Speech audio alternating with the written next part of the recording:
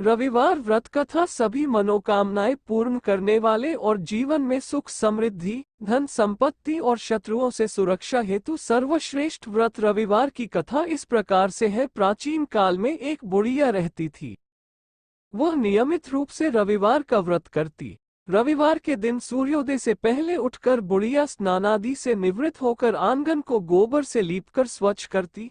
उसके बाद सूर्य भगवान की पूजा करते हुए रविवार व्रत कथा सुनकर सूर्य भगवान का भोग लगाकर दिन में एक समय भोजन करती। सूर्य भगवान की अनुकंपा से बुढ़िया को किसी प्रकार की चिंता व कष्ट नहीं था।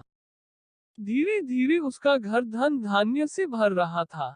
उस बुढ़िया को सुखी होते देख उसकी पड़ोसन उससे बुरी तरह जलने लगी।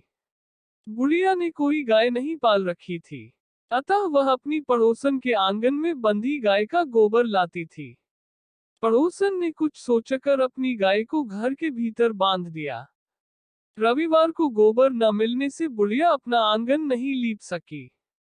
आंगन न लीप पाने के कारण उस बुढ़िया ने सूर्य भगवान को भोग नहीं लगाया और उस दिन स्वयं भी भोजन नहीं किया। सूर्यास्त होने पर बुढ़िया भूखी प्यासी सो गई। रात्रि में सूर्य भगवान ने उसे स्वप्न में दर्शन दिए और व्रत न करने तथा उन्हें भोग न लगाने का कारण पूछा। बुढ़िया ने बहुत ही करुण स्वर में पड़ोसन के द्वारा घर के अंदर गाय बांधने और गोबर न मिल पाने की बात कही। सूर्य भगवान ने अपनी अनन्य भक्त बुढ़िया की परेशानी का कारण जानकर उसके सब दुख दूर करते हुए कहा, हे माता, तुम प्रत्येक रविवार को मेरी पूजा और व्रत करती हो। मैं तुमसे अति प्रसन्न हूँ और तुम्हें ऐसी गाय प्रदान करता हूँ जो तुम्हारे घर आंगन को धन धान्य से भर देगी। तुम्हारी सभी मनोकामनाएं पूरी होगी। रविवार का व्रत करने वालों की मैं सभी इच्छाएं पूरी करता हूँ। मेरा व्रत करने व कथा सुनने से बांझ स्त्रियों को पुत्र की प्राप्ति होती है। स्वप्न में उस बुढ़िया को ऐसा वरदान देकर सूर्य भगवान अंतर्धान हो गए। प्रातःकाल सूर्योदय से पूर्व उस बुढ़िया की आंख खुली तो वह अपने घर के आंगन में सुंदर गाय और बछड़े को देखकर हैरान हो गई। गाय को आंगन में बांधकर उसने जल्दी से उसे चारा लाकर खिलाया।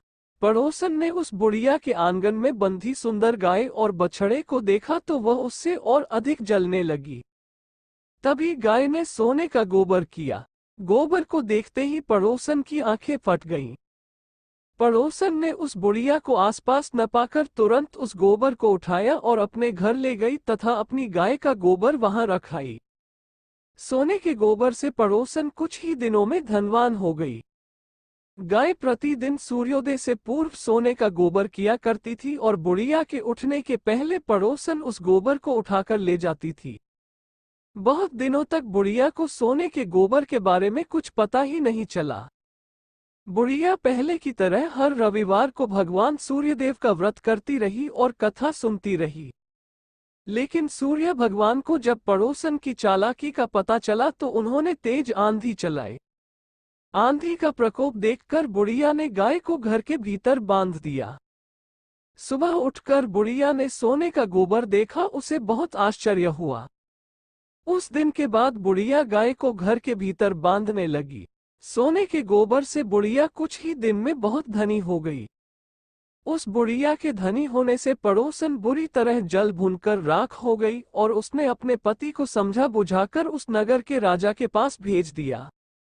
राजा को जब बुढ़िया के पास सोने के गोबर देने वाली गाय के बारे में पता चला तो उसने अपने सैनिक भेजकर बुढ़िया की गाय लाने का आदेश दिया। सैनिक उस बुढ़िया के घर पहुंचे। उस समय बुढ़िया सूर्य भगवान को भोग लगाकर स्वयं भोजन ग्रहण करने वाली थी। राजा के सैनिकों ने गाय और बछड़े को खोला और अपने साथ महल की ओर ले चले। बुढ़िया ने सैनिकों से गाय और उसके बछड़े को न ले जाने की प्रार्थना की, बहुत रोई चिल्लाई, लेकिन राजा के सैनिक नहीं माने। गाय व बछड़े के चले जाने से बुढ़िया को बहुत दुख हुआ। उस दिन उसने कुछ नहीं खाया और सारी रात सूर्य भगवान से गाय व बछड़े को लौटाने के लिए प्रार्थना करती रही। सुंदर गाय को देखकर राजा बहुत खुश हुआ। सुबह जब राजा ने सोने का गोबर देखा तो उसके आश्चर्य का ठिकाना न रहा। उधर सूर्य भगवान को भूखी प्यासी बुढ़िया को इस तरह प्रार्थना करते देख उस पर बहुत करुणा आई।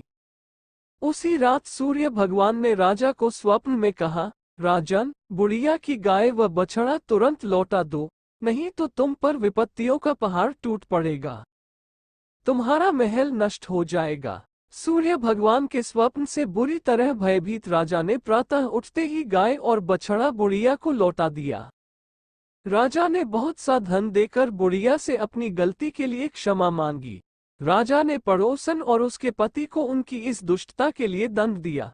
फिर राजा ने पूरे राज्य में घोषणा कराई कि सभी स्त्री पुरुष रविवार का व्रत किया करें। रविवार का व्रत करने से सभी लोगों के घर धन धान्य से भर गए। चारों ओर खुशहाली छा गई। सभी लोगों के शारीरिक कष्ट दूर हो गए। राज्य में सभी स्त्री पुरुष सुखी जीवन यापन करने लगे।